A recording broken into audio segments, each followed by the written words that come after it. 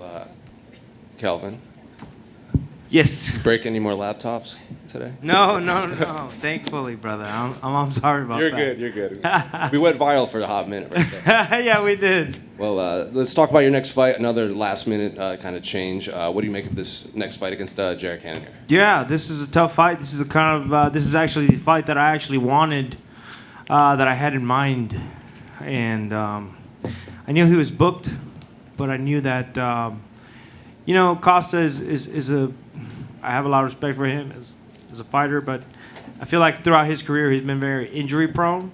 So I felt like maybe for that fight something would maybe happen, and one of them would step out, and definitely, that happened. And unfortunately, for Costa, he's out. I'm in. This time I get a full camp, which I'm excited about. I'm excited to actually perform with a full camp. So when they announced Costa's previous fight against Whitaker and then his next fight against Cannonier, are you still eyeing those dates and fights, knowing that Costa is so injured often? Not only that. I feel like it's the dates and the opponents, the kind of opponents that I want. Not that I'm wishing anyone, wishing anybody, or wishing anybody wrong. But I'm looking at these dates and I'm thinking, if something happens to these fighters, any of these fighters, for these opponents and these dates that I want, then I'll be one call away. And Dana knows that, and I appreciate that, and I'm sure they know that and appreciate that. So it all worked out. And what about specifically Jared? His last fight against Robert Whitaker, even Israel was saying if Cannonier gets through Whitaker, I'm fighting him next. Cannonier said he broke his hand right away, or arm right away, and was kind of out of it. So what kind of fight are you expecting from Jared? A tough fight. I mean, this is one of the top guys in my division. There's no easy fights once you break the top 5, and I fought them all, and I just want my chance to prove myself. I know things haven't gone my way, but I still believe in myself. Believe that I can get the job done to beat these guys. If I didn't, I wouldn't say it. Kelvin, obviously that Rob fight didn't go your way. I was curious, after that fight, do you feel how big a difference would a full camp have made for you in that fight? Yeah, no, I mean, there's no excuses. I felt really mentally and physically prepared, but I feel like with a full camp, it's just a lot better. I think there'll be more time to prepare, more time to strategize, and actually work on a game plan, and just put in the work for that. You said Costa's a bit injury prone, but he said himself that he didn't want to take this fight because the UFC aren't paying him enough. Sure. I wonder do you believe that's the reason? Is he trying to hide an injury, or what's your take on that? I actually have no idea. I can't speak for him or what he's going through. I have no idea.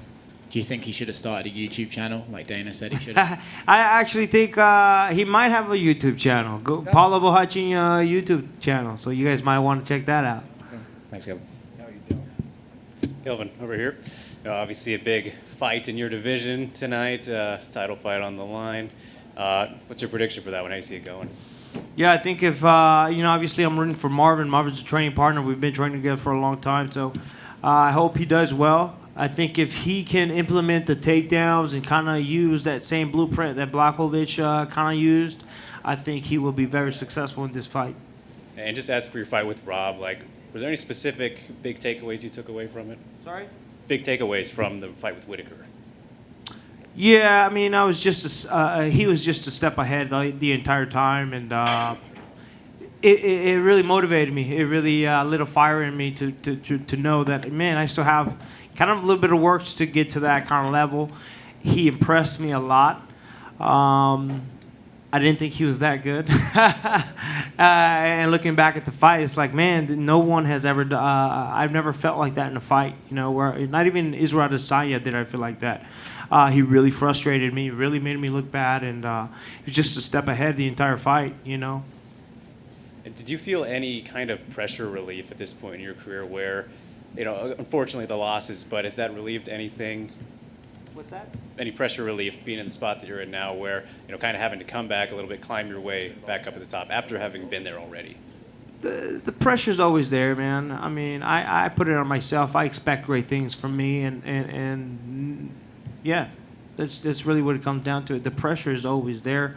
It has not changed, whether I'm on a winning streak or not. The pressure I put on myself to perform is more than anybody will put on myself.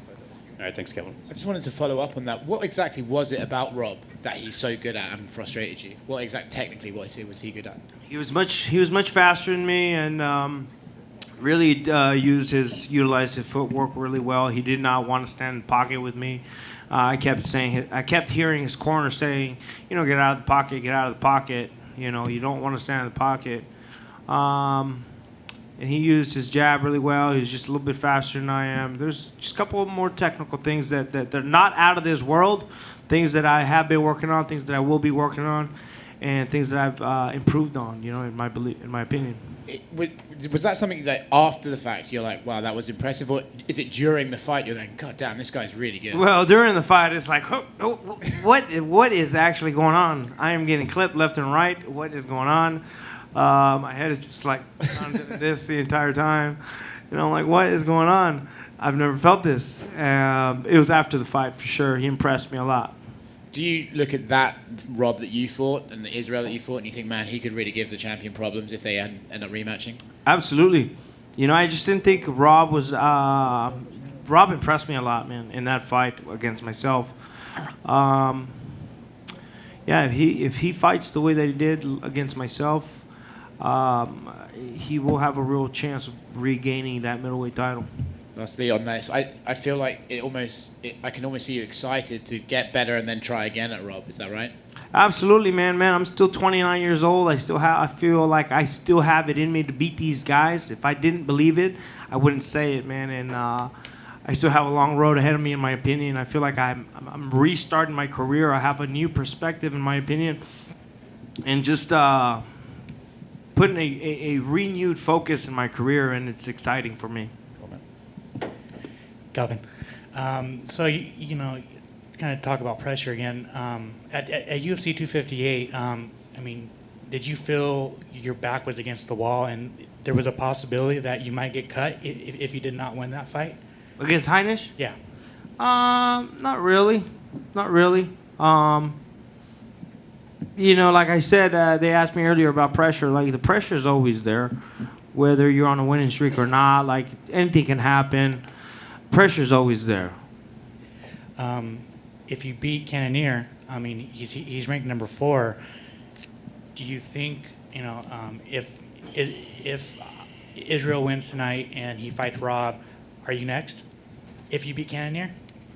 No, I think I need maybe 1 or 2 more after that. I think I'd have to beat Cannonier and then maybe another top 5 guy. The road is a lot closer now these days.